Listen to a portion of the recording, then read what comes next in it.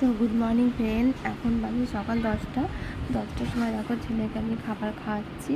তো এটা আছে সবজি, সব রকমের সবজি। তো মিক্সচার পিষে নিয়ে এসেছি, সেটাই খাওয়াচ্ছি আমার ছেলেকে।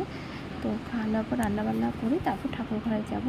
তো ঠাকুর ঘরে কাজ করব, কারণ আজকে একাদশী। তো একাদশীর দিন ঠাকুরকে সেবা দেব।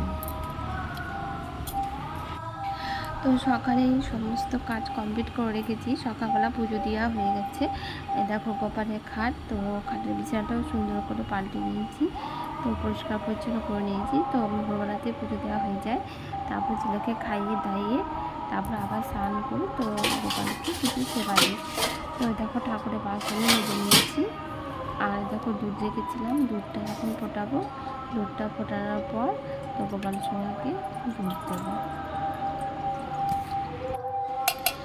এবার গ্যাসে দুধটা ফুটিয়েছি, ফোটানোর পর গোপালকে গ্যাসে দুধটা ফোটাবো, গোপালকে সেবা দেবো। এদিকে স্নান টান করিয়ে আমার ছোটো পাপাকে রেডি করে দিয়েছি। তো রেডি করানোর পর তারপর আমার ছেলের আধার কার্ড রেডি করতে যাবো, পোস্ট অফিসে যাবো। এ দেখো ছেলেকে আমি রেডি করে দিয়েছি। তো অনেকদিন ধরে ভাবছি পোস্ট অফিসে যাবো করে যাওয়াই হচ্ছে না। তো গিয়ে পোস্ট অফিসে গিয়ে আধার কার্ড বের করবো।